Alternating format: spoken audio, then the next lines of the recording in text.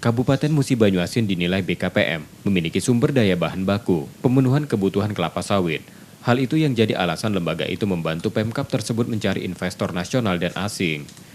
Dukungan itu dikatakan staf ahli bidang pengembangan sektor investasi prioritas BKPM, Aris Indanarto, saat peluncuran buku World Capital of Sustainable Energy Based on Palm Oil oleh Pemkab Mubah di Palembang Kamis lalu.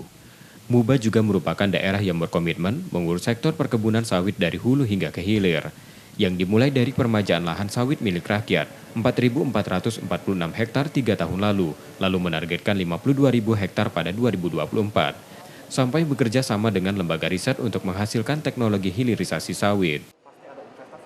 Industri yang nanti memberikan hilirisasi pada saat produknya itu. Nah, sawit ini nanti kan salah satunya akan dikembangkan menjadi energi baru terbarukan. Kalau kita lihat tadi salah satunya akan dikembangkan selain menghasilkan CPO, ada EVO ya, ada semacam untuk bensin.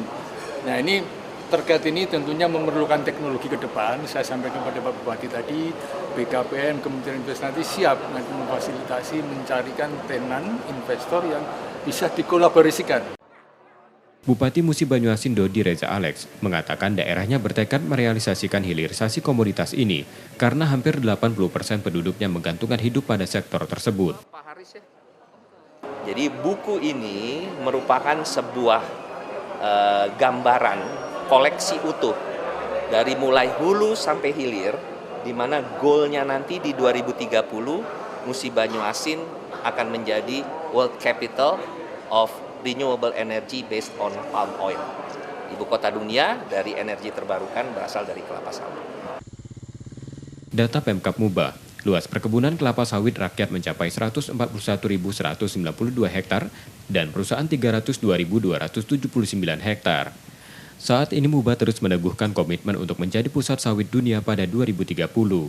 Tim Liputan, Kompas TV, Palembang, Sumatera Selatan.